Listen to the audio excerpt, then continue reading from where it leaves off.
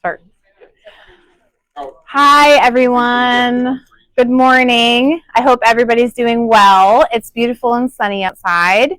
I have to thank Kate Garland and John Knepp for allowing me to start off this program. I'm only going to be talking to you for a few minutes, but I want to introduce myself. My name is Casey Weber, and I work for an organization called the Piscataquis County Soil and Water Conservation District. Has anyone heard of us? Okay, yay, good, great. So Kate just passed out around a piece of paper that's very colorful and has all these lovely plants on it. And I want to talk to you briefly about our tree and plant sale. Maybe some of you are familiar with it, maybe some of you are not. But the reason why I'm coming here today to talk to you about it is because today you're going to be learning about native plants. And this is a really great local resource for you to purchase native plants. So this sale is open currently. I'm going to walk you through how to get to it. But basically, it's a one-stop shop to buy apple trees, fruiting shrubs, bare root perennials, vegetable seedlings.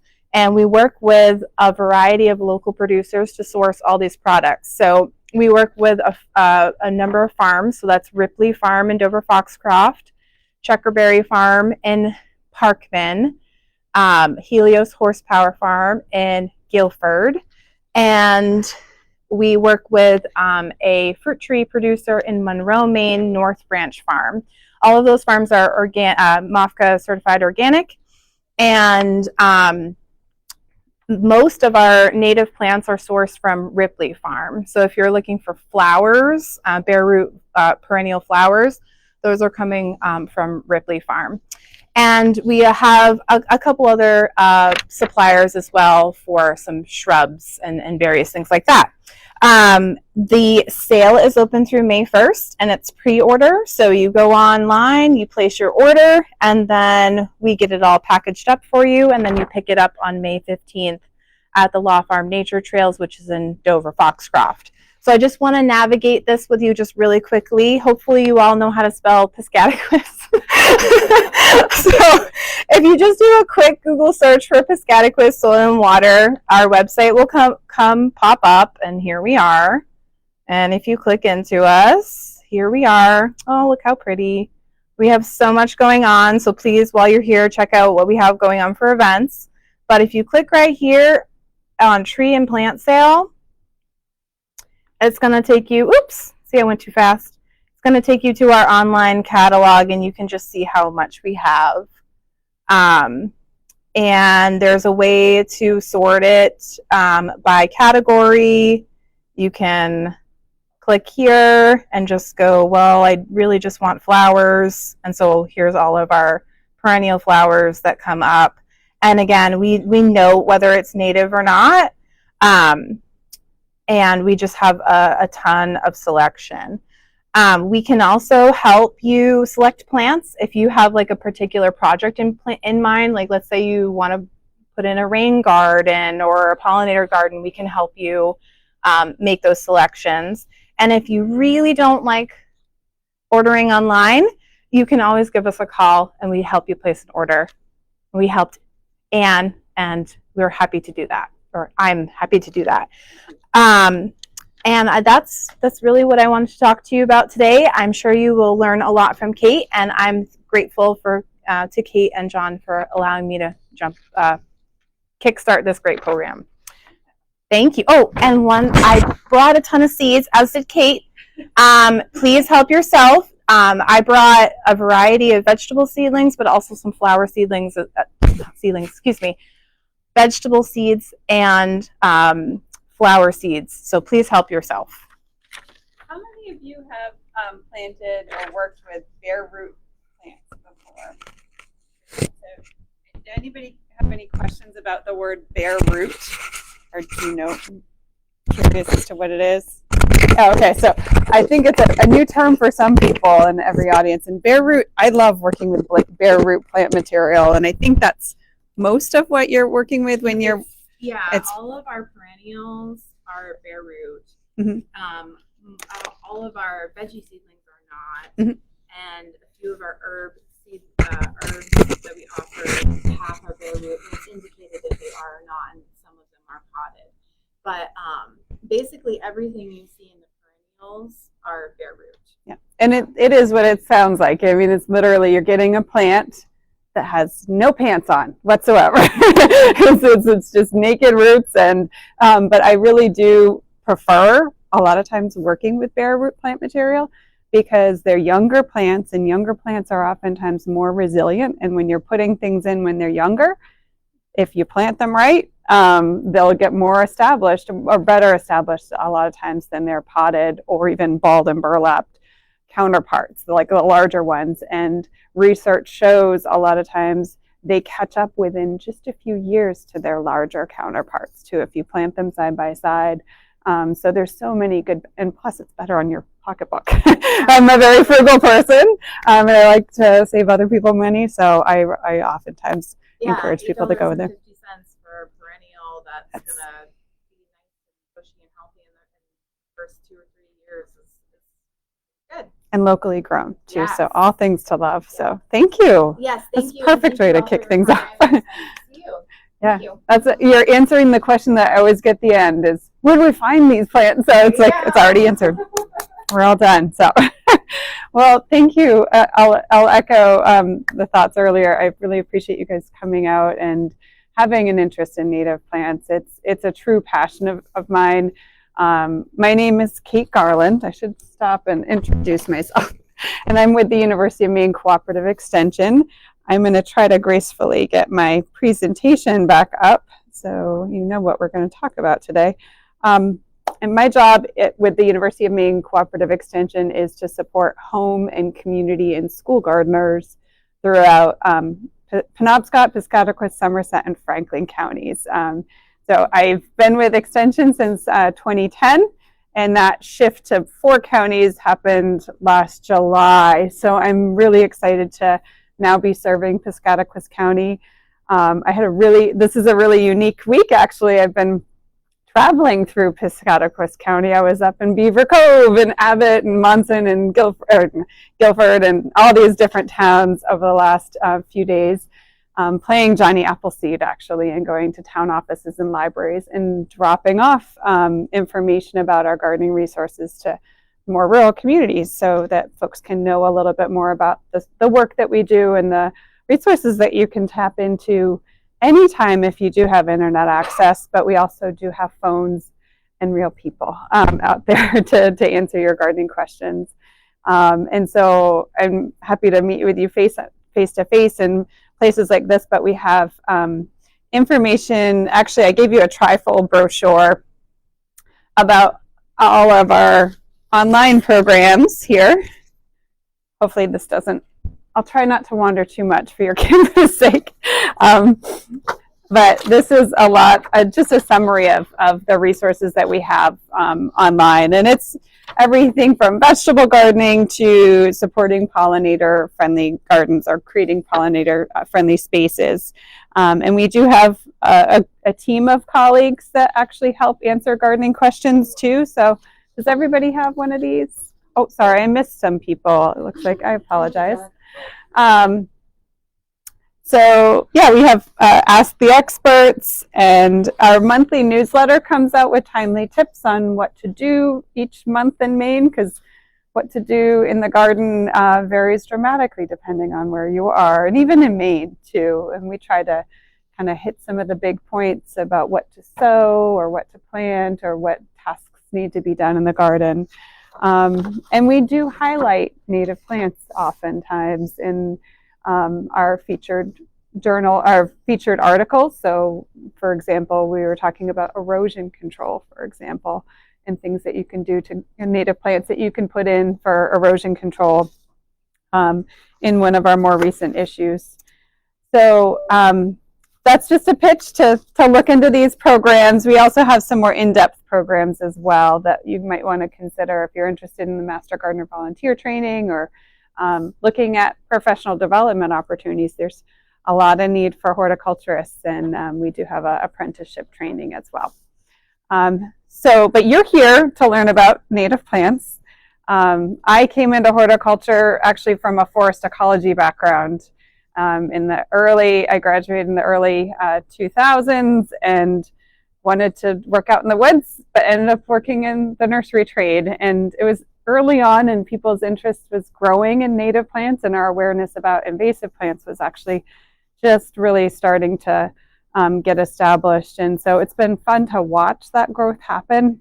And it feels like the interest has grown exponentially over the last few years. And I think there's been a lot of great science communicators out there kind of helping to push awareness about the impacts that we can make in our own home landscapes in improving ecological corridors and spaces to help support a broader ecological community. So what I'd like to do before we dive in and talk about, what is a native plant, what is an invasive plant, and the actual plants, walk through the plants, I'd love to learn a little bit more about this is an optional introduction. You might not be interested. You can pass, but just your name, the town that you're from, and maybe one question that you have coming into this, or if you don't have a question right in mind, maybe a plant that you love in your landscape that you may or may not know whether it's native or not.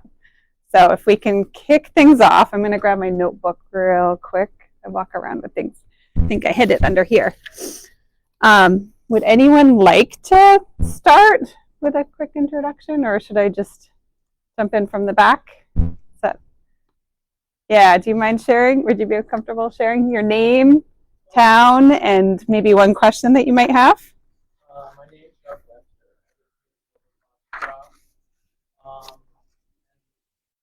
I don't really have any particular questions.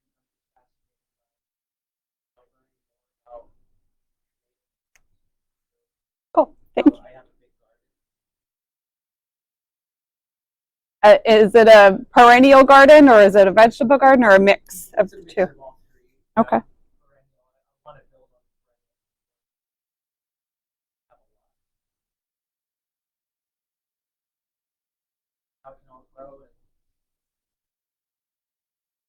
And thrive, right? That's our goal. Thank you, Doug, for kicking things off. Would you like to share? Yes. That's okay. That's tough. Okay. Good morning.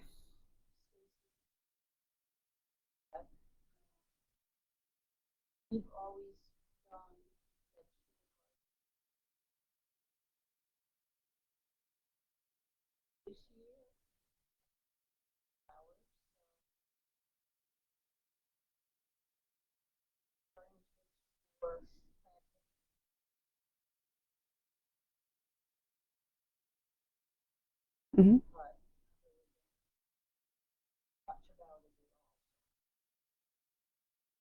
Perfect. Thank you. Hi.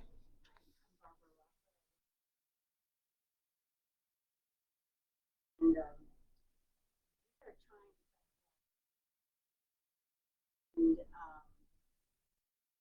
have one area where the grass is not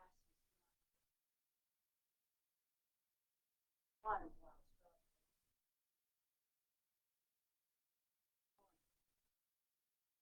Mm.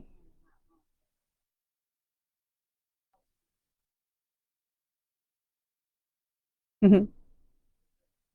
Those wild strawberries are delicious, aren't they?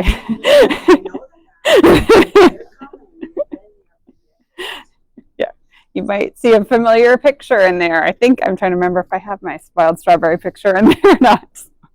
Thank you for mentioning that.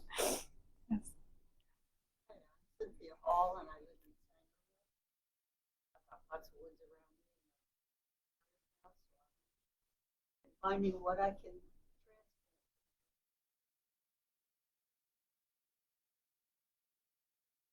Great. That's a cool topic. So yes, and yeah.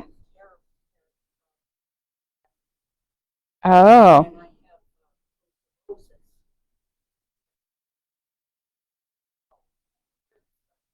Mm-hmm.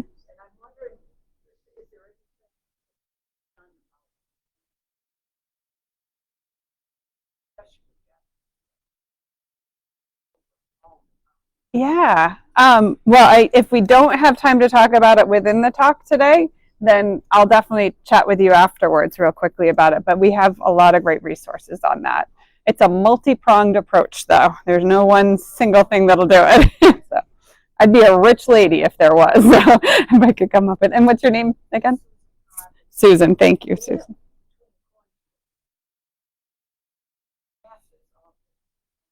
Mm. Mm-hmm. Let's chat for sure. Yes. And you're? Yeah. Roland? Roland Zeidler, Yes. Garland. Yep. Kind of looking for some alternatives to other native plants. Growing and possibly put in some small nursery. Oh, cool. And then kind of look. This is my second or third year in pollinator plants, perennial pollinators. So you do have a nursery at the moment that you're? I have availability. Yeah. Oh, cool. Thank you. You're up. Dodie Curtis. Dodie, okay. From Guilford. Yep. I've taken care of the Guilford Library Gardens for over 20 years. Last year we did some production in there. Perennial gardens. Mm-hmm. Yeah, I was just there 2 days ago, I think. It's all a blur. But Right. So yeah. I'm going to have to replant. No longer able to do all the labor. So Yeah. to get other people involved, I want something that's well made. Yep. I would like to put in Get some ideas. Cool. Yeah, that warms my heart, especially in public spaces. It's so important to demonstrate that native plants can be beautiful and can be in a managed landscape. And yeah, cool. Thank you.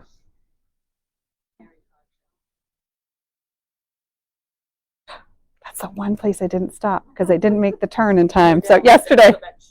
There's really nowhere to stop. There's nowhere to stop where we live. Well, there is a town office, right? Yeah. Anyway, I'll have to pick your brain, but anyway, I was ambitious yesterday. You blinked. So And we're down like the next shore road, so it's like slowly working on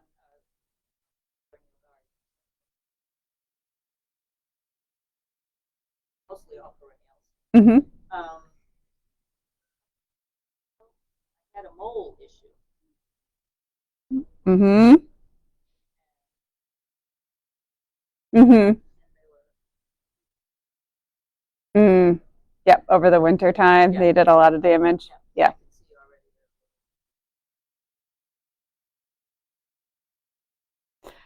I have friends that know things about wildlife. I know enough to just know to go to them because it's one of those topics that's really unique to the situation. But I can definitely point you towards someone to talk about the moles in particular. No, with all the moisture, yeah. The good thing about native plants is they're so resilient too.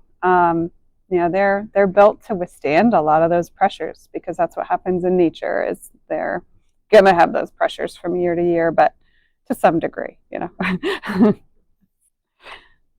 Hilton, and I live in Ornamental. Just started my perennial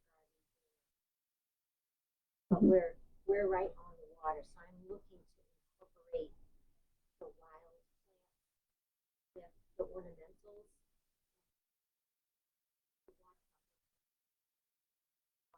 In between. Mhm. Where we are, we see the forest and the woods and what's growing in there. Get to know what those are, which ones would flourish if I moved them. Yep. I don't want to kill any of them. Yeah. You're touching on something that I try to weave into every single talk is mimicking nature because we live in Maine because it's gorgeous. And so how can we blend in more naturally with our landscapes. I'm not a makeup person, clearly, but I think of it like putting on makeup, and our landscapes like putting on makeup. And when you have something so naturally beautiful, you don't need to cake things on. It's all about blending in and enhancing the beauty that we already have. And so we're very lucky in this, especially in this part of the state, to have that. So I love that you already have that mindset. Sometimes it's nice to have the unique things as well. And I'm by no means a purist, but as far as native plants go, there's so many non-native plants out there that are terrific too. But yeah, absolutely. And my friend up front, would you like to share? Yeah. No, I didn't. No, I might have a look-alike. Nope. I live in Clifton. I'm a Brewer witch, actually, to be truthful. But so. Oh, that's too funny.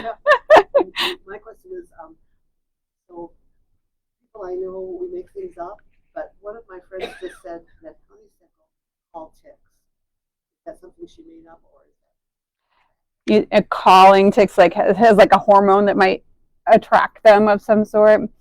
And there is some research about certain plants being better habitat for mice and carriers of ticks, vectors of ticks, that type of thing. So that might be what they're thinking of. I don't know. I'd have to look into to see if like there really is any research-based information about honeysuckle in particular to say for sure whether that's a yes or a no. But barberry is one that's been mentioned in the literature, some as being really good habitat for mice, something that has dense coverage, that they can live in a protected area. And then, of course, if the mice are there, the ticks are there as well. So that might be where that thought process is. And there's a bunch of honeysuckles out there. That's one I didn't put in there. And actually, interestingly enough, this is a relative of the honeysuckle. Do you know this does anyone know this little diminutive plant? It's a teeny tiny, you know it? It is twin flower. So I loved it so much that I gave it, my oldest, her middle name is Linnea, after this plant, because it's just such a beautiful little subtle native plant. Yeah, just a teeny tiny thing. It's actually related to honeysuckle. And we do have a native honeysuckle, but we have also invasive honeysuckles as well. So we'll get into what that is. Actually, thank you for sharing a little bit about it. It helps me like inform where I need to dial things in and out as we're chatting.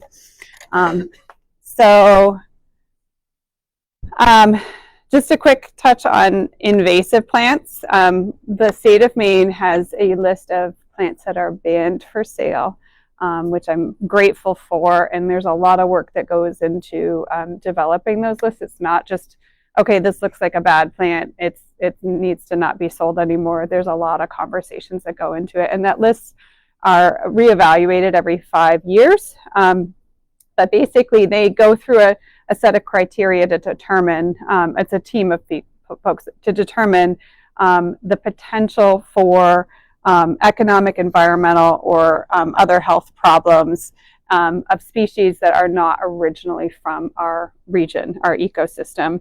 And they have a tendency to establish rapidly and outcompete a lot of our native plants. I actually this is already in the presentation itself, but last night I literally yanked out a burning bush from just alongside our road. I live on a private dirt road, and I noticed it as I was going to get my kids off the bus last night. I was like, oh, you're getting out of there. And this is a good time if you are looking out for invasive species, in particular in your managed landscapes. If you have trees and shrubs and they're looking at them while they're naked, and you notice that there's maybe a stem that doesn't look like it belongs, it might be good to go out and flag it, because a lot of times, especially if you have shrubs that attract birds, those birds make deposits around the base of those plants, and then seeds will grow up. And I'm finding that in our office arboretum, we have a collection of native plants right outside our Bangor office, and I'm seeing stems come up that are buckthorn, for example, and Oriental bittersweet. Sorry, my brain's not working super quickly. And I'm noticing those, and I'm either flagging them because I'm not 100% sure that it's an invasive, but it's acting like an invasive because it was an uninvited guest in that area. But you can also look out for stems that have winged corky stems, and that's what you're seeing here. It's kind of hard to see on this screen, but those are ones that you can scout for and pull this time of year. And if you're curious, if it looks suspicious, again, just get some flagging out and flag it, and then take pictures of it and then get it identified later on in the season to see if you need to remove it. They got here from a lot of different ways, though. I think of multiflora rose as being one that is very common in this neck of the woods and much further south. Especially in our area in Bangor, we have a lot of multiflora rose, and that was sold for horticulture. It was actually the rootstock of a lot of different types of ornamental roses.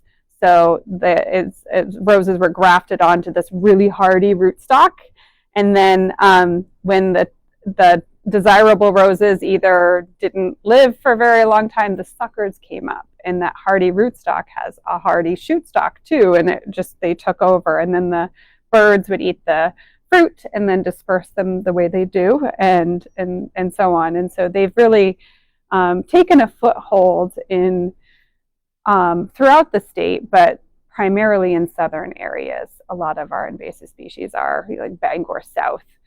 You're very lucky in this part of the state because you kind of have a crystal ball. If you travel down in southern Maine, it's a pretty sad situation in a lot of our natural landscapes. I took a walk in a park outside of Portland last winter about this time, and I wish I didn't have a botanist view on things because it was really quite sad to see that 90% of the vegetation in that wild park was invasive species. So you're in a great space to be able to hit the reset button, be aware of this issue, and really try to stem the tide that's potentially coming in this direction. Oops, I lost myself here. Let's see if I can get the back here. I'm not used to remote controls. I'll try to use this. I won't go too far into this because we want to talk about the good stuff, but I will mention that there are a lot of plants that are aggressive and assertive and pop up everywhere. I put this picture of a couple of our repeats at Rogers Farm, which is a demonstration garden that I coordinate with the Master Gardener volunteers. It's in Old Town. These are poppies and dill. These are not invasive. They may help themselves and get themselves into a space and sow themselves and come back every year. But they're easy to manage. They don't have a huge ecological impact. We can pull them out really easily. They don't outcompete other plants. They're just a repeat presence in our garden. But to find out if something is an invasive plant in your landscape, the state of Maine, and I will send you a follow-up email. Actually, I should send around. Many of you registered for this, which is great. It's okay if you didn't. But I did ask, I do love it if you can double check your email. And if you are interested in getting a follow-up email, if it's not on here, I'll send you a link to what the do not sell list is and other resources that I'll mention today. So I'll pass this around. Feel free to write your name. No pressure. But they have actually also lists of watch lists. So if you're thinking about adding a new plant into your landscape, I always double check. Oh, yes. Here you go. Yes. To see if something's on the watch list. If I'm not sure if it's definitely not a native plant, I want to see if it's one that the state is somewhat concerned about. We also have one plant, the Rugosa rose, that's listed as a species of special concern. It's a little bit controversial because it's a beloved plant that we all think of when we go to the coast, and a lot of people assume it's a native plant. Same with lupin.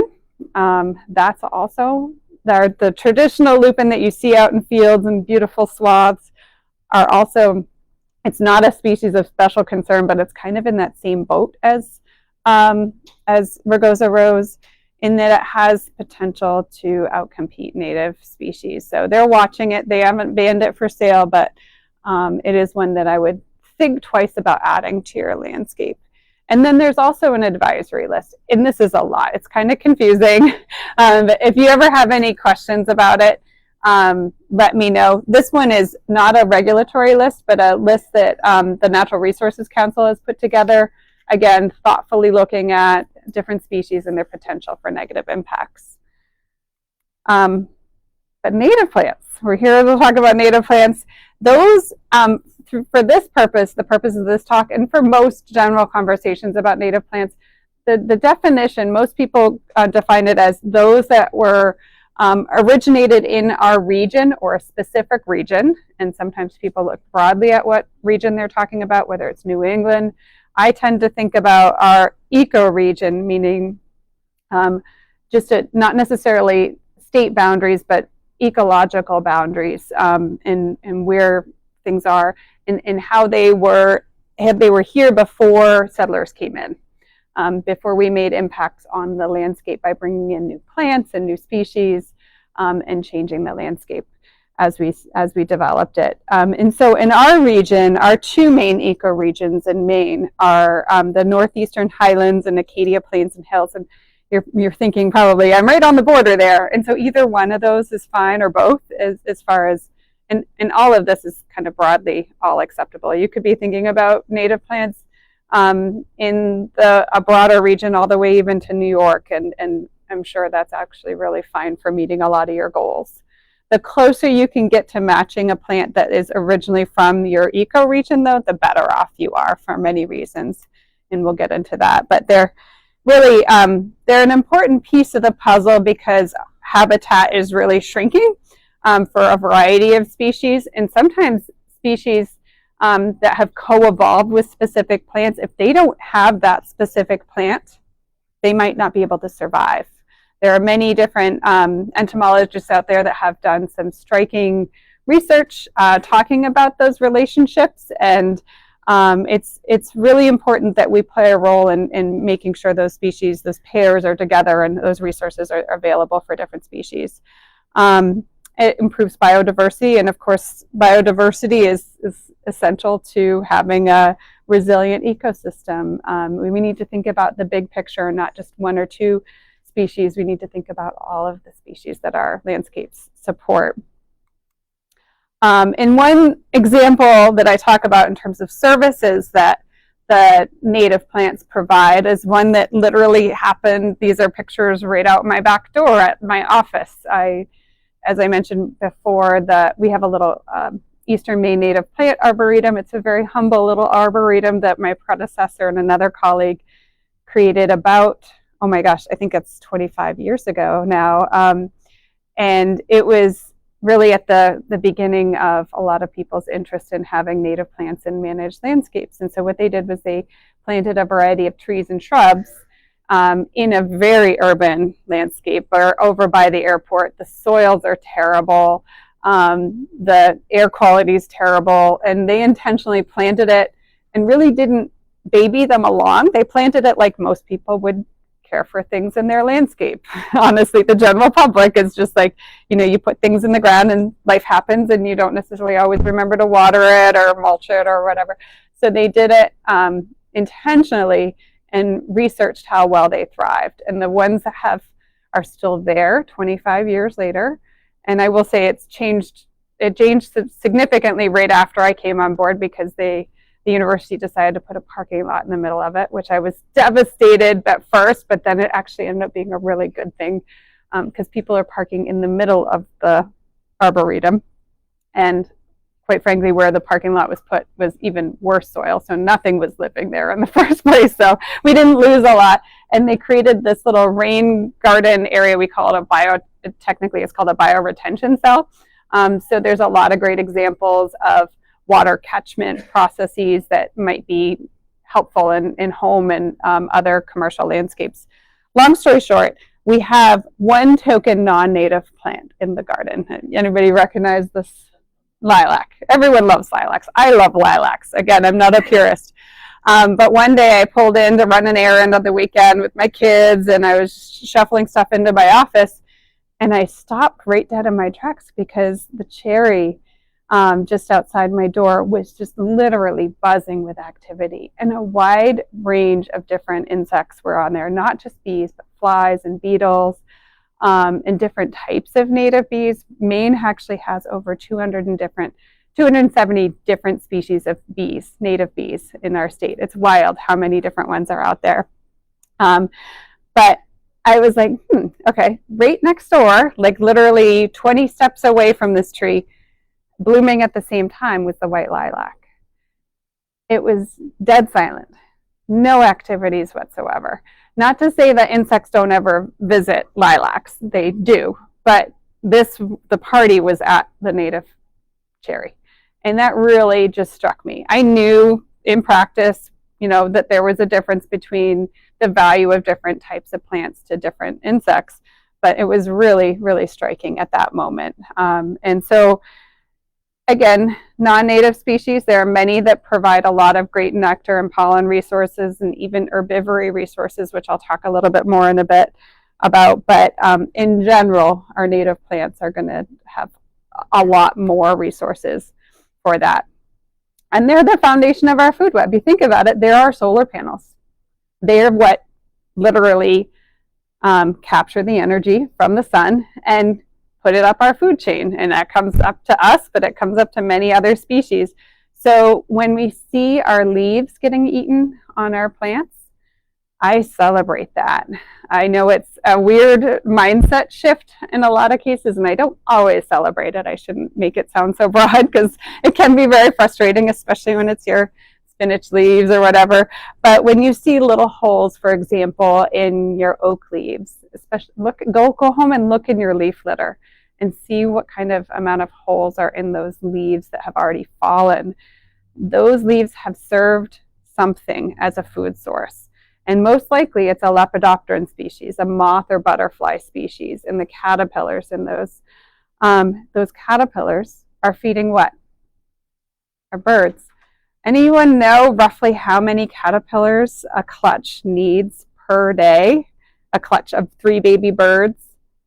Or actually, I should say, any guesses as to how many caterpillars does a clutch of 3 baby birds need to be grown into adult before they fledge, I should say? 45? Any other guesses? Audubon was my last one. They gave me the specific range that they have, 6,000 to 9,000.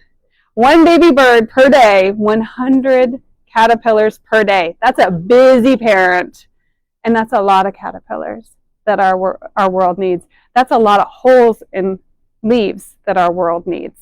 We need plants that are eaten in our landscape.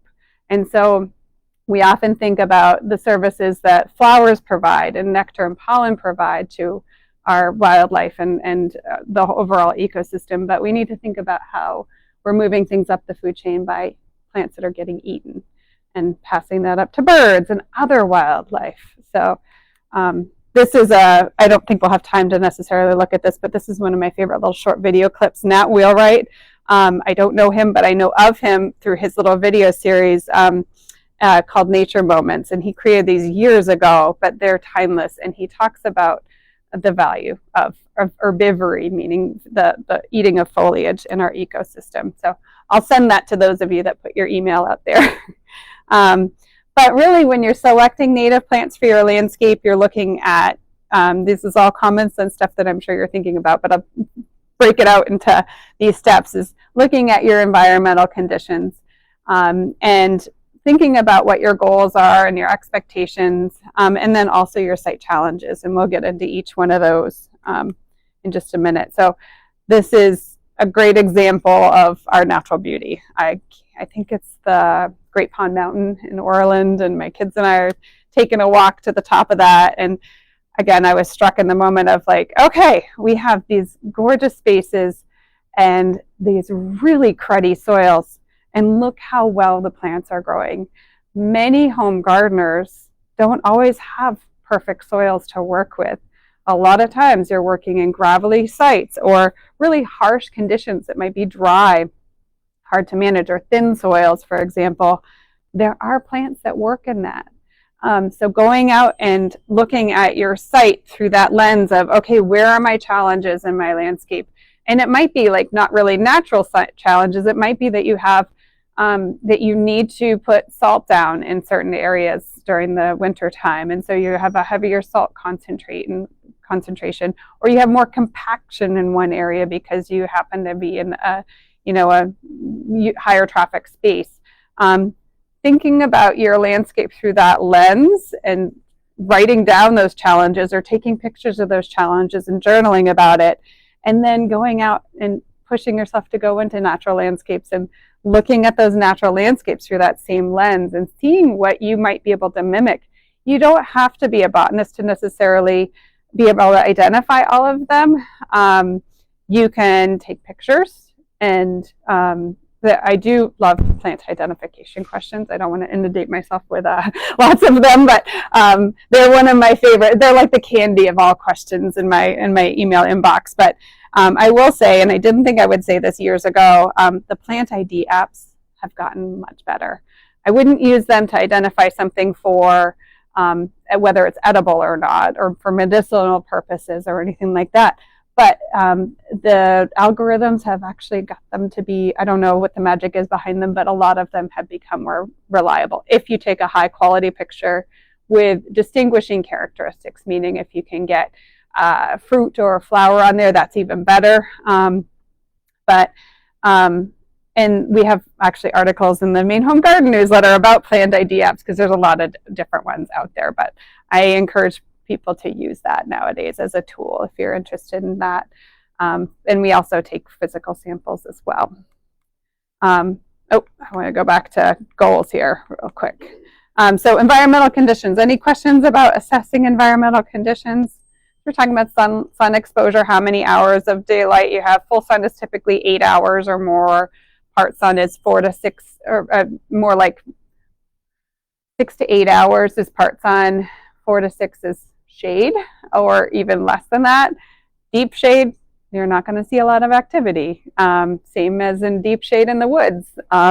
You'll see that nature doesn't often have a lot of things growing in that. But we're going to go back to goals and expectations. This is a funny little meme that's not mine. This is not my pictures, full disclaimer, but it struck me. I like how they put it, because not everyone's landscape, not everyone is going to want to have kind of a wilder look to their landscape. And so if you're more in a more urban space with neighbors that have certain expectations of your landscape to look a certain way, maybe you make a compromise and you have a more formal space and you select native plants more carefully for your front yard, or where spaces that are more visible, and then have a little bit more of a party in the back where it's more loosely kept.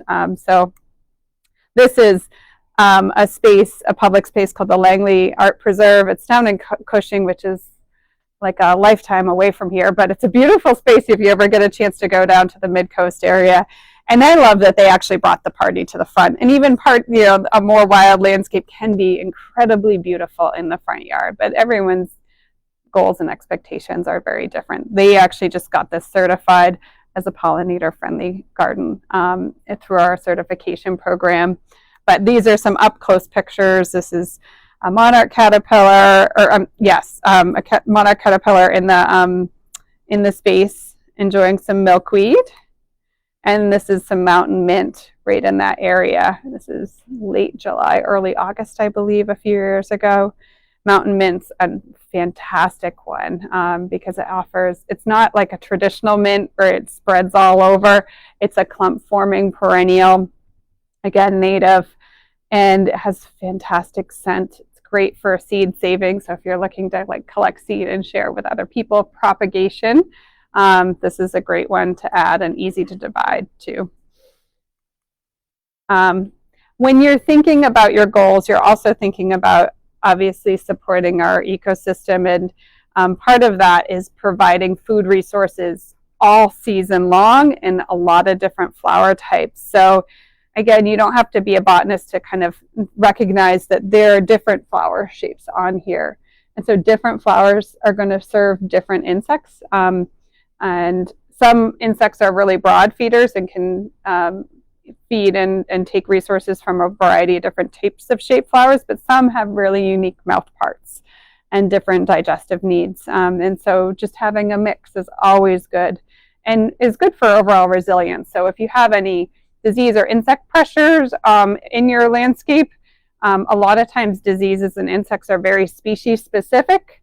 And so if you have something that wipes out all your coreopsis, for example, if you haven't planted a mass of coreopsis and you have a mixture of species, you'll be able to ride that out and have other things kind of fill in where there are gaps. But bloom season all season long. We don't just eat in the morning. Most of us don't just eat in the morning or one season of the year. We need to eat all the time, and same with our insects. And so really keeping in mind, especially as this is the perfect time to be thinking about this. If you have a camera with you at all times, which a lot of us do with our smartphones, is thinking about going into the season, documenting what you're seeing in flower all season long, taking a picture, just a quick picture of what you see in flower, and noticing maybe, because all our digital pictures now have a timestamp on them, looking for gaps as to when things are not in bloom or what flower shapes are not filling that food pantry at different times of year, and filling those gaps. It might be something for you to consider. Does anyone recognize this flower? It's everywhere. It's a maple flower. Yeah, it's one of the first food sources for our bees. It's so subtle that no one notices it, but it's a fantastic plant and so important.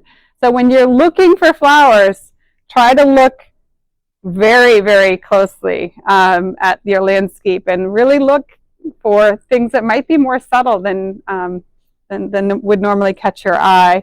So this is a great example of an early season one. You're all familiar with pussy willows, right?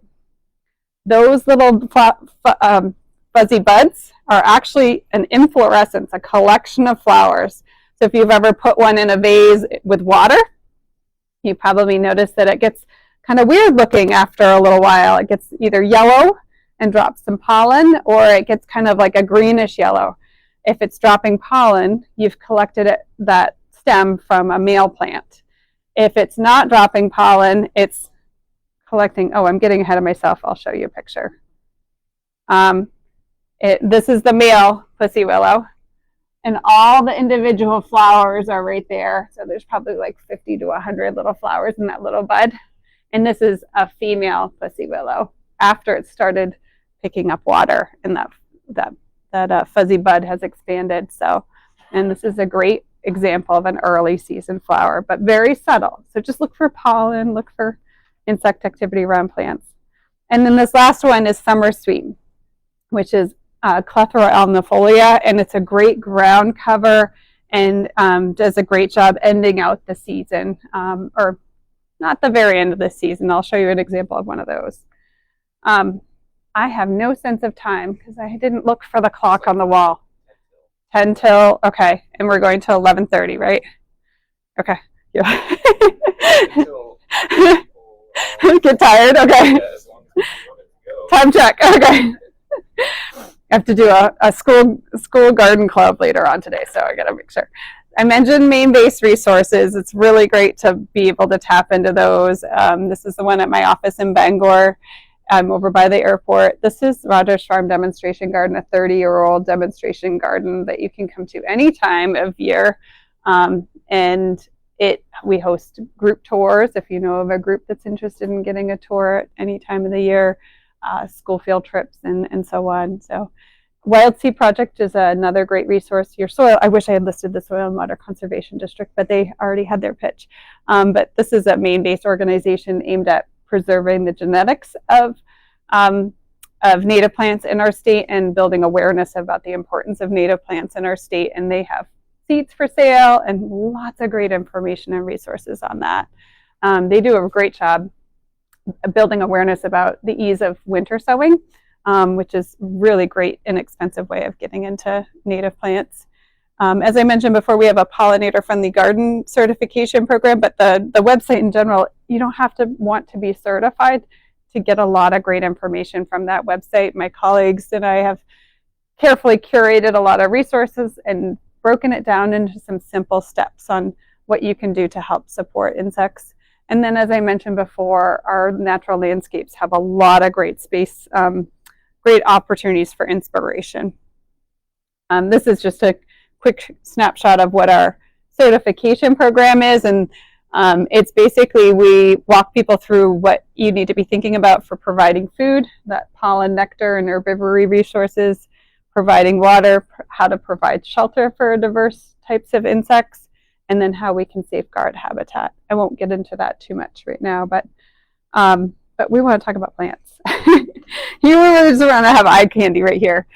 This is a lot of these pictures are actually from our demonstration garden at Rogers Farm, and evenings are my favorite. So I've worked for Extension for 15 years, but I got my Master Gardener certificate with my mom back in 2005, and they've been involved with the farm for a long time, and it's a special place, and especially at night, it's just as it gets really quiet and the birds are out. I have fun pictures from there too, but this is the Lictorum, and this is a native species that you see oftentimes growing in ditches, and it's called meadow rue, and its seed heads are even beautiful.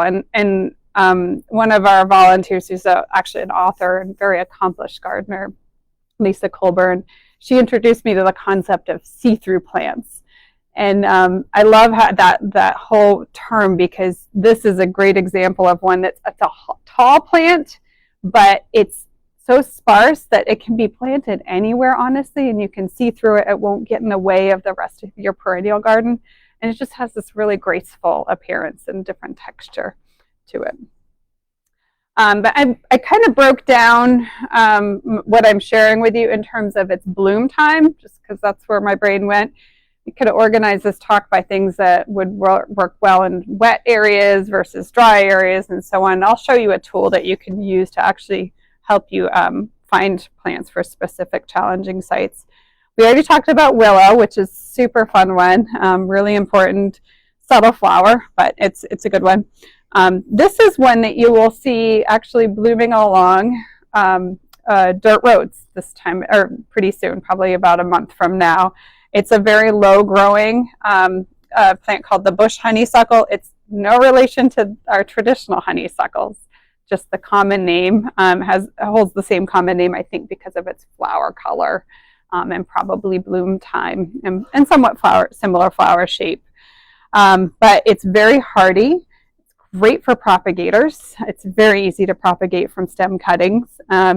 I have been known to just take cuttings and just jam it in the ground, and literally it will take right off. So that's another beautiful thing about native plants, is that they can be very affordable. This isn't the one that after seeding goes to a pot and if you just down. No, that's a touch me not is a great one. I think is a common name, but that's an impatiens. That also grows in the same kind of sites, though. They grow side by side. Yes, and this is like it probably grows to be about this tall, and has nice fall foliage. Is just a really sturdy plant for cruddy soils. It's not, I will be honest with you, it's not the most striking plant, but it is a great food source for a variety of species, and is rugged as all get out. So, oh yeah, exactly, it does that. Yes, those are, my kids love those. I love them too. Some of those things.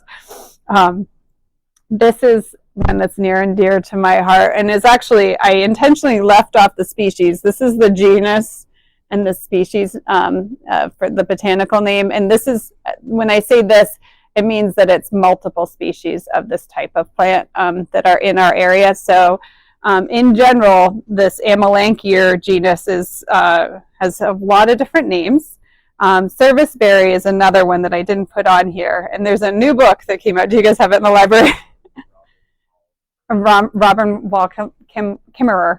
I just listened to the audiobook. It's about an hour and a half long. It's a pretty short read or listen, but it's a very special plant. I love her tribute to it. It is a edible berry, offers an edible berry, but a beautiful, very delicate white flower at the beginning of the season. And you can kind of see it in this picture, that the foliage that first comes out is this coppery color. And I love that combination of that white with the backed by the coppery color, really just striking in the beginning of the season. And you can see here it's hosting some different types of flies. I am not a trained entomologist, so don't ask me to identify any of these, but it hosts a lot of different species. But the fruit itself is wonderful. We have some growing in front of our office. It can be a multi-stem shrub. It can be a single stem tree, depending on how you grow it and the species that you choose. So like places like the Soil and Water Conservation District will have some great information about heights and growth habits out of the different types that you might have to offer. Ferns are just so underutilized, in my opinion, in the landscape and have such great potential. I don't think we value texture enough in our landscapes designs, and they really just can glue things together, in my opinion. So think about ferns when you're doing it, and they come in so many different shapes and forms, and when you're out for a walk, you can notice where they grow. You know, there's consistency in the types of site conditions that they have. I had a male dog when we first got married, and one fun fact is that this interrupted fern, which is on the end, you always love peeing on that interrupted fern, and it will tolerate lots of dog pee. So if that's one of your site challenges, which is common in home landscapes, then that's a great plant to consider. But these are all roadside pictures from our, that's where I used to live, right down there. And we have, sorry, the glare is kind of bugging me a little bit, evergreen wood fern, cinnamon fern, which you'll probably notice this little stalk here. That's its fertile spore-bearing frond. A lot of ferns, if you turn the foliage over when it's bearing its spores, you'll see the little spore dots on the back. Instead of it doing that, this species and this species, the spores are on these really kind of funky looking fronds there. It's a very technical term. These are just some other ones. The royal fern loves boggy areas and has a very graceful kind of loose habit. And again, has these little cinnamon-like fern fronds. Sensitive fern has very different texture, low growing, and will spread rapidly. So you want to know that before you get into that. If it's in a tight bed that you want to have distinctly different clumps of things, this is not what you want. But if you have like a wet area that you really want to inhabit, and I don't have it pictured here, but it's the one that leaves those little stalks that you see all winter long, if your snow level's low enough, that look like peppercorns. I don't know if you've seen those. That's the fertile frond of the one in the middle, is the sensitive fern. And then this little guy, this is a close-up. This guy is probably about this big. And they're just really, really feathery and delicate, and a sweet one for, again, cruddier soils. And then our beloved ostrich fern, which is our fiddlehead fern, the edible one. It can serve both us, our foods, as a food, and also as a landscape plant. And you can have the best of both worlds. You can still harvest it, but harvest it lightly, and it will benefit from that harvesting, and you can actually, it will thrive as well. You want it to be able to photosynthesize, so harvesting no more than, I'd say, 40% of the little croziers when they come up initially, and then let them just fully burn out afterwards. This is bloodroot. Has any of you seen bloodroot out in the wild?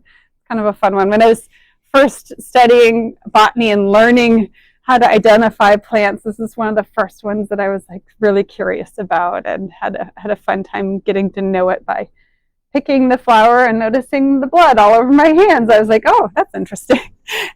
It just has a really reddish sap. That's where it gets its name, and it will colonize an area if it's in a suitable habitat. It's really, really nice ground cover. I will say it goes dormant. A lot of our spring flowering perennials are adapted to do their thing, photosynthesize and reproduce before the canopy closes in and it gets competition from the trees up above. And then they actually disappear. They look like nothing. You think you've lost them for the season. So if you're looking for something to still perform in that space and give you something attractive to look at, you'll want to plant it with other things that will fill in that space. Because it does. You look and you're like, where did the bloodroot go? Did it die? And it's just dormant by midsummer. So oaks, although they're wind pollinated species, they are a crucial keystone species for a variety of different insects. So I think in our state, I'm going to get the numbers wrong. So, but I think it's around 400 different lepidopteran species. I'll fix it if I'm wrong in the email. So another reason to email, but around that number in our state. So that's like moth and butterfly species rely on oaks to complete their life cycle. They need to either have that as a food source. A lot of times they lay their eggs on the stems or in the foliage and the leaf litter, and then they overwinter in that space. So, and I always think it's everyone should experience growing an oak from an acorn at one point in their life. So it's my little one here. She came home with a Ziploc baggie. They have so many oaks around their school landscapes that all the kids were collecting them this last week. So this is you're probably familiar with the moss phlox that's very commonly sold in the nursery trades. That's like the foliage is very fine and it looks kind of mossy. There's a more round leafed phlox called sand phlox, and it grows as a ground cover. It's not as tightly knit as the moss phlox that you would see in the nursery trade. It's kind of a loose ground cover, but it's a very sweet one, and I love the color of it. And I love violets. Violets are so easy care, and they're a great lawn alternative, especially if you have a shadier, more compacted soils. I made the mistake in my shade garden years ago is taking the seed pods and just sprinkling them all over.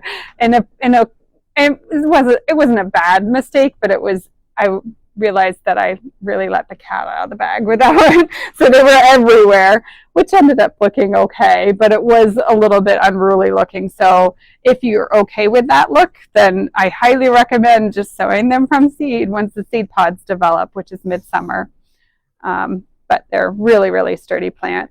And I can't say enough about embracing lawn alternatives. If you have a mixture of species in your lawn, your lawn is going to be more resilient to pressures like insects and disease or drought. Our lawns, our turf species, will naturally go dormant in the late summer. And so when I say that, it means go brown because of our weather patterns. But if you look at having a mix of species, you'll still have green if you have that blend of different things. I know not everyone wants to have that necessarily, but look at the services that it provides. Think about how many pollinators are being served by these pussy toes and these bluets that are blooming in the beginning of the season. I just think these are Clifton lawns. I live in Clifton. These are lawns just down my road, which I think are very classy. I guess I thought I had my wild strawberry picture, but I have a close-up of my other neighbor's yard that he always lets us pick his wild strawberries, and they just have it's a lovely memory in the late June, early July time frame. My kids love going over there. Blueberries are a winner in all seasons, in my opinion. They offer a really nice little subtle flower in the beginning of the season that a wide range of insect species pollinate. And then their winter stems are gorgeous, especially low bush blueberries have those very vibrant red stems. But even in the high bush, their structures are really graceful, I think, in the wintertime. It's thinking about the form of a plant is even important to think about as you're doing landscape design. They grow really well in a wide range of conditions, but will obviously fruit better in full sun conditions. So this is a picture of the flower of that meadow rue that I showed a picture of the evening picture of earlier on. It's a nice one. Likes to grow in wet sites. And again, it's pretty tall. There's different species and cultivated versions of this. There's one, a purple one that I really love that's super tall, but that's not necessarily a native species, but it's a fantastic one. Then I always think about winter interest. Again, thinking about the color of the stems. We were just noticing on our walk last night, the color, I wish I had put in a slide of this, but of yellow birch. And the stems of yellow birch, they look metallic. And they're just gorgeous to look at all winter long. Our winters are long. So we need to factor in how to enhance our landscape to make it more beautiful in the winter time as well. But this is red twig dogwood, or red osier dogwood is another name for it. Very easy to propagate. Again, I talk with people that are dealing with like erosion control issues and steep banks that they're trying to vegetate. That's when you can literally, at the right time of year, take a cutting from this pencil-sized cutting and just jam it in the ground and make sure it's well watered, and it will likely root. And it's a free source of plants right there. This bayberry is a fantastic color, really, really sturdy plant, and it's very likely, it's pretty hardy, so it should work pretty well up here too, even though we think of it as a coastal plant. And it meant to change the title, the bottom of this one to have it be winterberry. So this is not red osier dogwood or bearberry. This is winterberry. This is a female plant. So if you go to a nursery and are looking for winterberry and they try to sell you two plants, it's because you need a male and a female in order for the fruit to happen. To develop, because that female flower needs to be pollinated in order for the fruit to develop. But in our more rural areas and natural landscapes, if you're near a bog, you probably have a male plant nearby. So you could probably get away with just planting a female. Just like with all things in nature, the closer the males and the females are together, the more likely that pollination, that magic will happen. So it doesn't hurt to have a male in the area too. And so when in our landscape at our office, we actually have a row of females and then one token male in the middle. Call him the lucky guy there, to serve as the pollen resource. This is from my own home landscape, just to show how rugged chives are.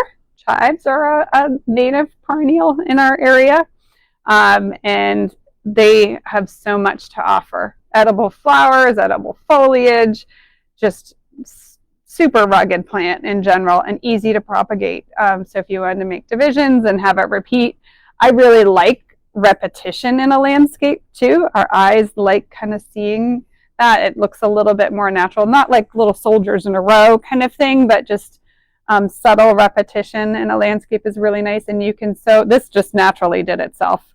I wish I could take credit for this, but I have very shallow soils. I'm not in prime ag land by no means. And in some areas we have exposed bedrock, and they seeded themselves in all these little nooks and crannies in our bedrock and are fantastic. And so you could do that yourself, is just see about seeding things when they would naturally drop their own seed. And it's a very inexpensive way to try to get things established. Lots of types of milkweeds out there. These are some examples of more clump forming ones. Our wild milkweed, our common milkweed, is great too, but in the right context, it will be a big bully in your garden if you wanted to have that space and take over, which is actually what I've let happen in the front of our office garden. When we didn't have any time or volunteer capacity to take care of that garden in 2020, it happened to get a foothold. And I had to put my efforts into the demonstration garden, doing that one solo. And so I rethought, is this a battle that I'm going to choose? And it's not a battle I'm going to choose. I just let that happen. And it's actually been fun. Our support staff person who works in the front office, she loves watching out for the monarch caterpillars, for example, and rescuing them so I can get them to schools. And so it's been a nice, fun addition. It doesn't look super tidy in front of our office. So when you come by, if you can kind of keep that in mind, that it's intentional, I'd be grateful and help other people know. But yeah, these are examples of ones that do stay in more of a clump form. They'll spread a little bit, but they're easy to manage. And the varieties are just stunning, absolutely stunning. This is kind of a wacky looking one, and it does grow a lot up here, especially along the woods and along the rivers and streams and along ponds. So you have a lot of those up in this county. It's called buttonbush, and this is a really good one for moths and butterflies, anything that has really long mouth parts, because each one of these little spikes is an individual flower. This is an inflorescence, a collection of flowers. And so they put their long tongues in, and it has a great amount of nectar resources for those those insects. And really does well, as you could probably infer, in wet areas. And partial sun too, but it can do well in full sun as well. This is one that grows along wet areas too, and it's a really neat indigenous food source actually called groundnut.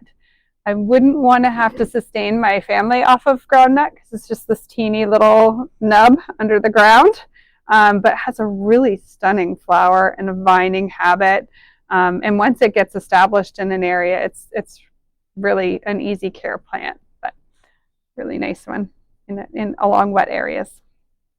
I have two pictures of this plant because this is really a nice flower. It's a nice cut flower as well. Blue star, and it's pretty early bloomer, but the growth habit of the plant is really cool too. It's just a ferny. This is not the best picture. It's a little out of focus, but it's just a cool texture, and it has gorgeous fall yellow color. So it's a nice plant for both the flowering and its attractive foliage. Mexican hat isn't, I don't think this one's technically, and there might be a few other examples of ones that are not technically native to our ecoregion, but native to kind of the Northeast. But I still like it, and I really do enjoy it for its see-through appearance, and it naturally seeds itself throughout the area, but it's easy to pull if it pops up in places that I don't want it to be in the area. But as you can see, it doesn't necessarily get in the way of seeing the whole landscape. And this is, you can see this at Rogers Farm. It's a long bloom time too. So as these are just immature flowers, and then they slowly develop in these smaller petals, and the petals expand over a period of like 4 to 6 weeks. It's a long bloom time.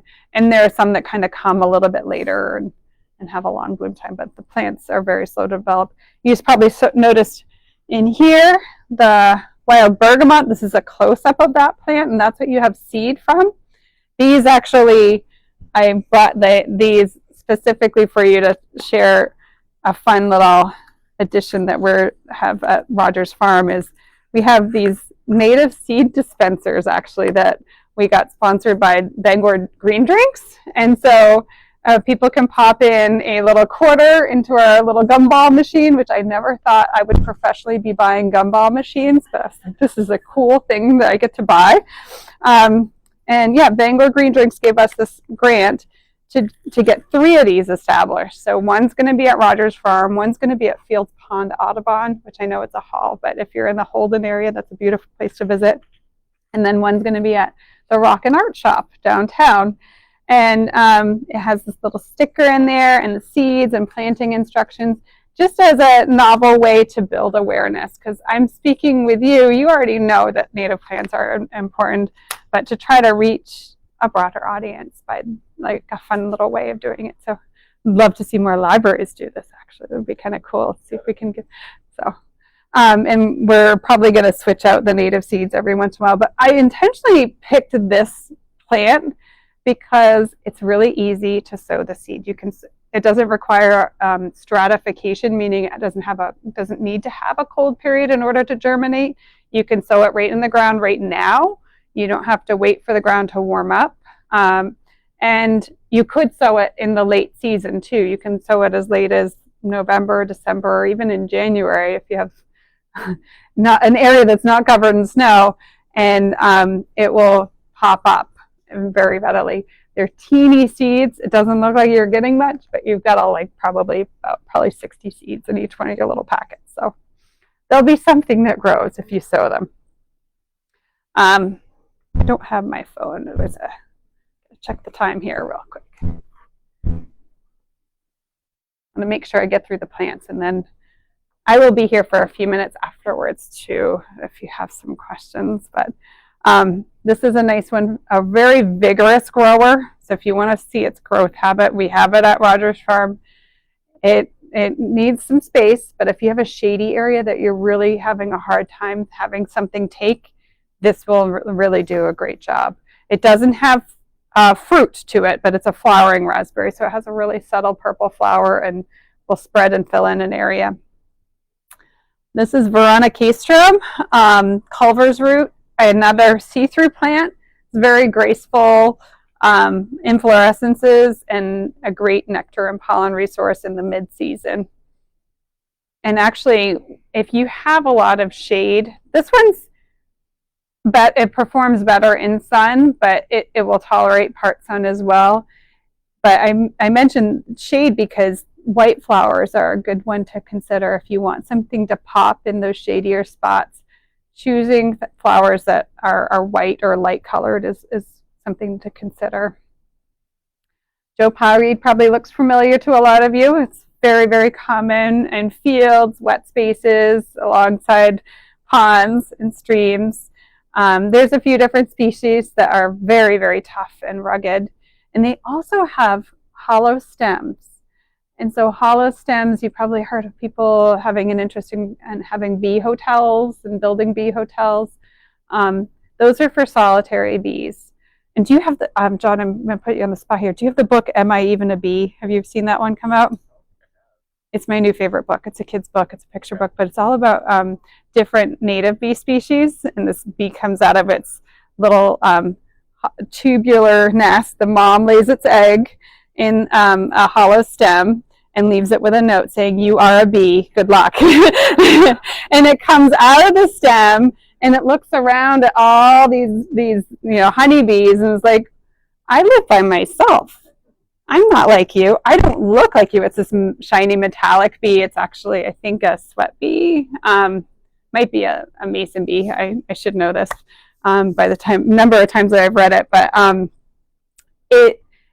a lot of our bee species are like that, though. They need that those hollow stems to complete their life cycle. The egg is laid in the hollow stem and packed with bee bread, which is just food source for them once they hatch, and the larvae work their way out of the stem and eat their way out of the stem and then complete their life cycle by doing it again. But if we don't have those stems left in our landscapes for them to complete their life cycle, then they won't be able to survive. So plants like this, if you have them, cutting them partway back or just letting them naturally do their thing and just break off partway will provide space for those. And more gardens, and I love that Coastal Maine Botanical Garden is changing their practices too, and talking about changing their practices where they're not really cutting things back even this time of year, and they're letting those bees emerge and letting the plants kind of come up around those old stems, and encouraging other people to do that. Again, this one might bring a smile because you probably have seen this in the late season, and it's a relative of our common container garden lobelia, but it's our native species of lobelia. And I love seeing this with goldenrod together. That red and yellow is just a striking fall pairing that I love to see. So, and they grow really well together. This lobelia grows in wet areas, though. You'll see it's kind of setting along kind of rocky shorelines, and it will seed itself in different places. So it may not, it's a perennial, but not necessarily, doesn't always come up in the same area all the time. I found one in our asparagus patch last year. I was like, "Oh, where'd you come from?" So just kind of does its thing. Goldenrod gets a bad rap a lot of times people are like, oh, I definitely don't want that one. But it is very much like oaks in that it's a keystone species. So again, I mentioned, I put solidago here and put species because there's many different types of goldenrod, and with that, many different types of growth habits. So if you're looking for something to spread, there's a goldenrod for you.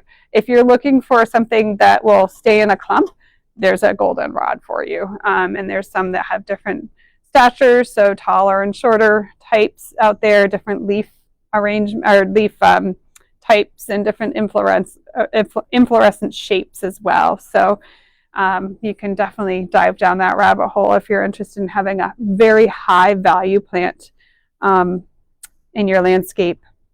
Asters come in all sorts of shapes and sizes. This is just this is the smooth aster here, pictured actually with a viburnum in the background. This is a nannyberry, which is a great native shrub as well, but really fantastic late blooming, long season plant. It's late, but it blooms for probably at least a 4 to 6 week period over time. The New England aster is a sturdier, more upright plant.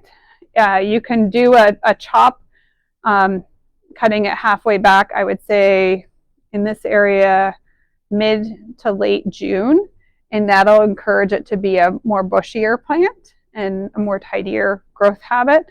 But I refer to the New England aster as my bee butt plant, because in the late fall, in the early morning when it's still cold out, I oftentimes find bees asleep in those flowers. They're just a really important source for them, and I just love that they fall asleep where they're eating.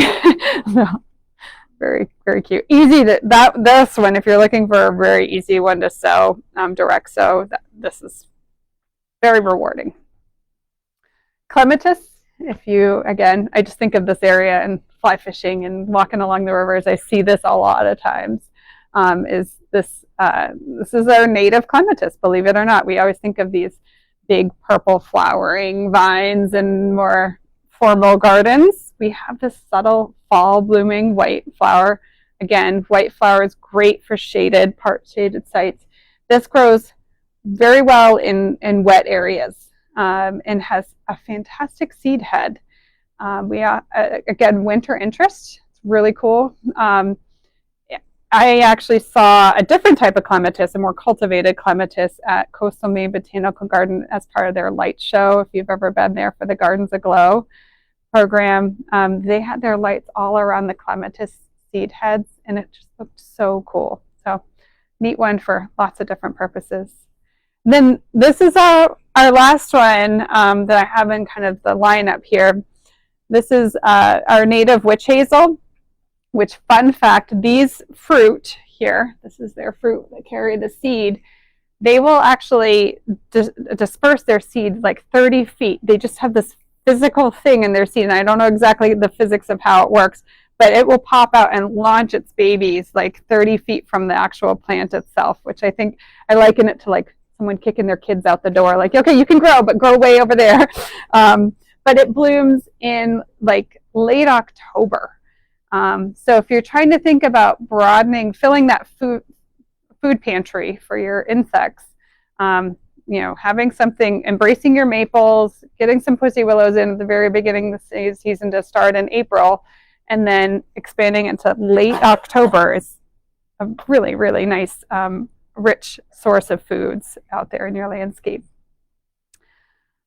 Just some other thoughts really quickly about other things to consider. Our insects do need water resources. We're really lucky in this part of the state to have a lot of water resources, but the closer you can have it to those high value plants, the easier it is for our insects to get it.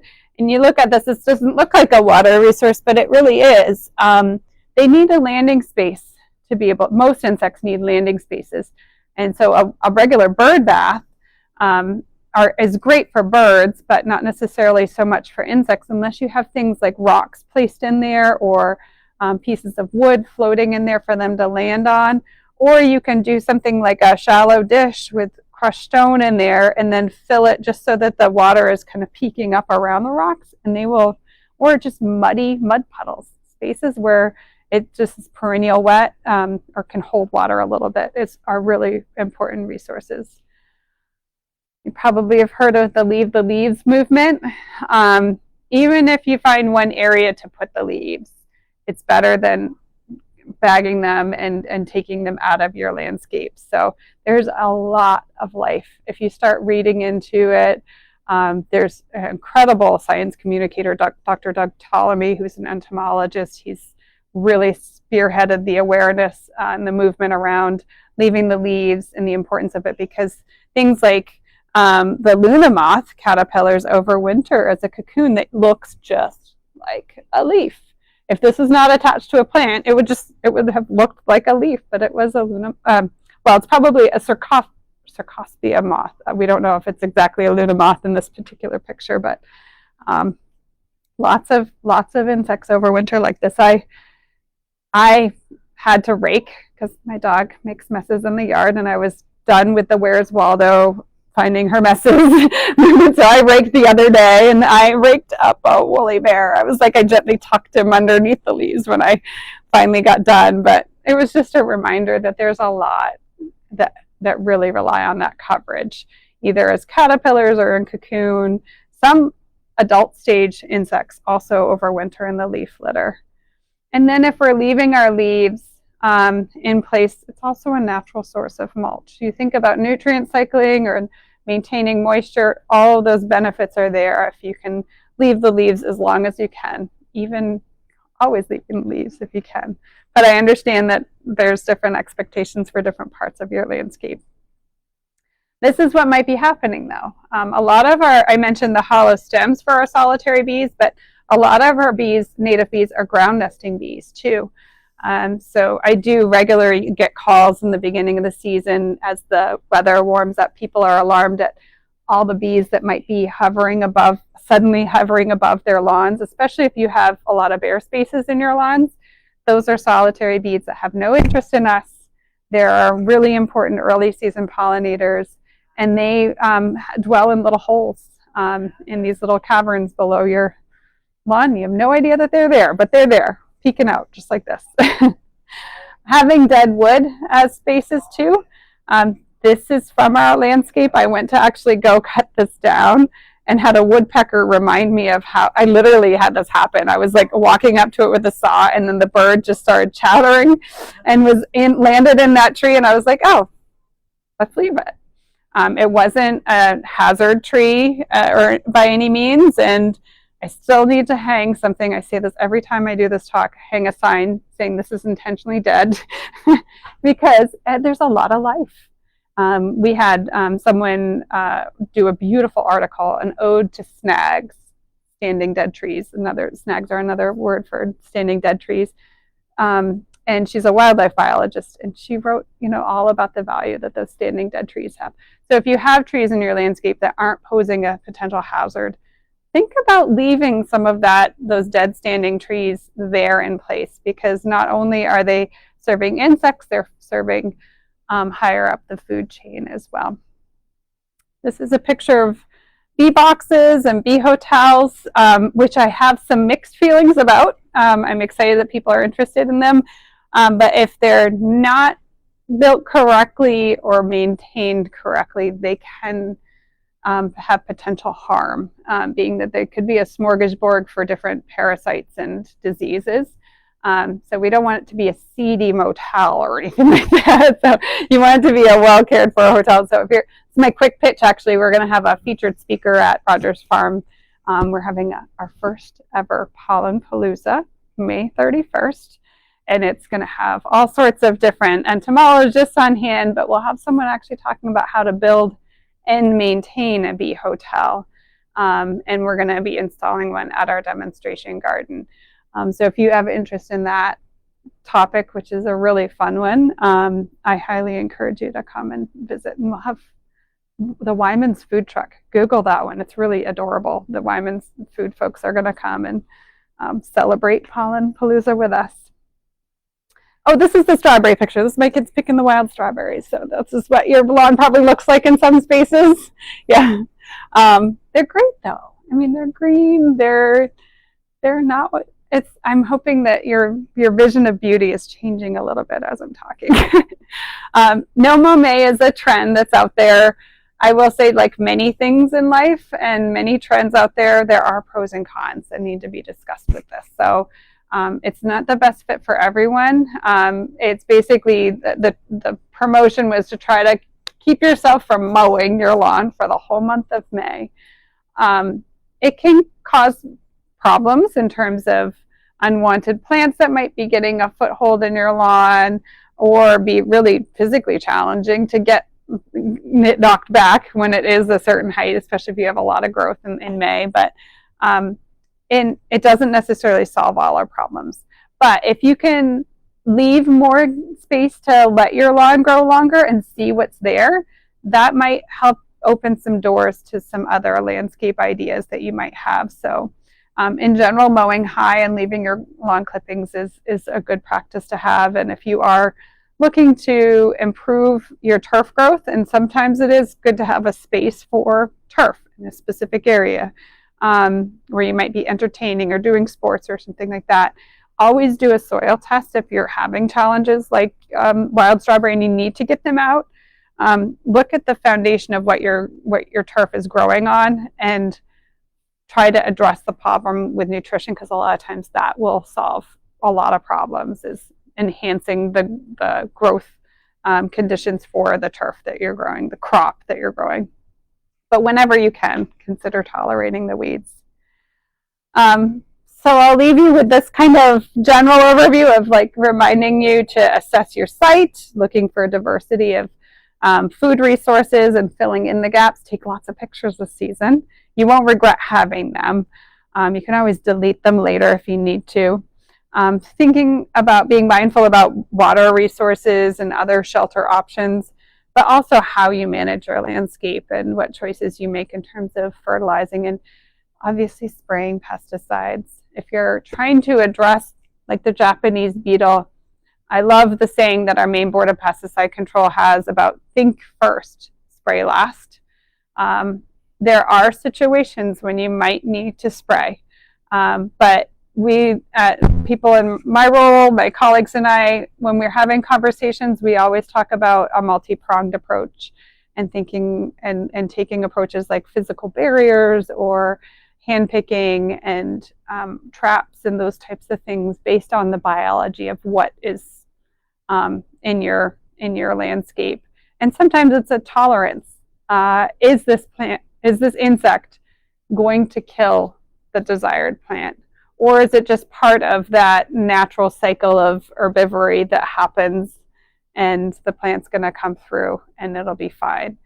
So I'm happy to talk with you more individually about those kind of things anytime. I have some extra business cards here, and you can find me on our website and those types of spaces. I'm not too hard to find. And our office is right down the road here. So we have an extension office right in Dover Foxcroft over at the courthouse, and my colleagues are there and can help. If I'm not there, they can take pictures and communicate with me, and we can get your question answered that way too. So how are we doing for time? Oh, I'm 6 minutes over. You guys are so patient. Sorry. But yeah, thank you. I will let you gracefully head out if you need to head out sooner, but definitely I'm happy to answer any questions and would be grateful for any feedback that you have. If you want to put your feedback comments over there while you're shopping for your seeds, you can help yourself to whatever seeds you want. So, thank you. Thank you. And thank you for letting me use the computer, John. I appreciate that.